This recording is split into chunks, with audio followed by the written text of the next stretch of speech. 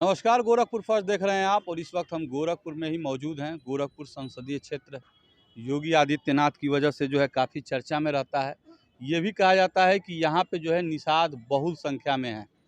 ऐसे में जो है कई नेता जो है उभर करके आए और अपनी जो है राजनीति को चमकाए, लेकिन उनकी जो प्रमुख मांग है निषाद आरक्षण को लेकर के, आज भी वो जो है ज़मीन पे नहीं उतर पाई है।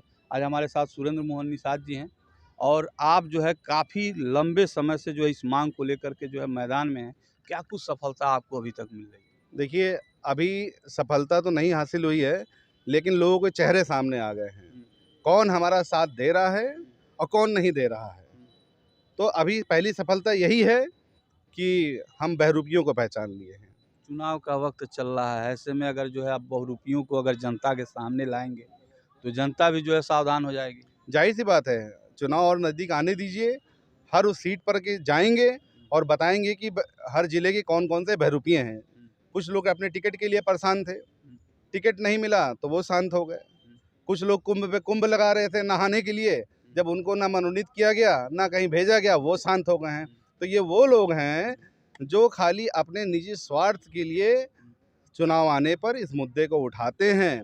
लेकिन अब इस मुद्दे को हम लोग दबने नहीं देंगे, चाहे इसके लिए कोई भी परिणाम हम लोग को भुगतना पड़े।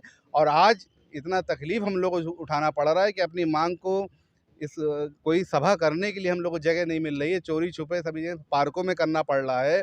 अगर पैदल यात्रा निकालना है तो प्रशासन उसको बलपूर्वक रोक देता है, लेकिन आवाज़ नहीं दबा पाएँगे।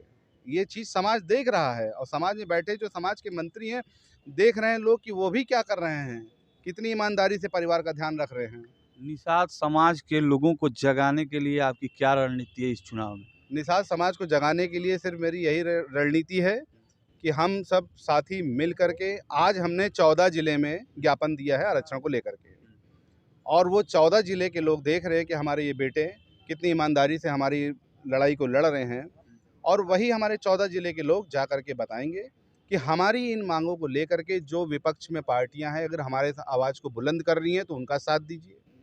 और जो वर्तमान में सत्ता है, ये हमारा विरोध कर रही है, ये हमें चीज़ें दे नहीं रही है, तो आप निश्चित तौर पे आपको क्या करना है, आप आज़ाद हैं।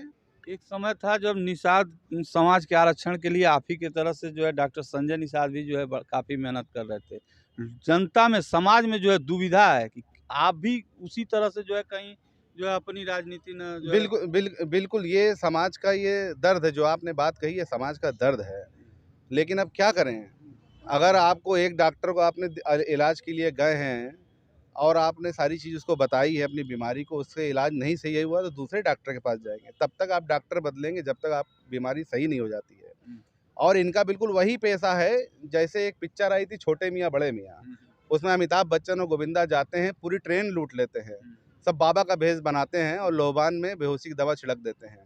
और जब उसी में से एक आदमी जाता है, कहते हैं बाबा बड़े भाई पराक्रमी बाबा है, बड़ा मायावी बाबा हैं, ये बता देते हैं जेब में क्या, वो सब बता देते हैं। लोग बिल्कुल वाह-वाह करने लगते हैं, लोबान में बेहोशी की दवा डाल के सबको पूरी ट्रेन लूट लेते हैं।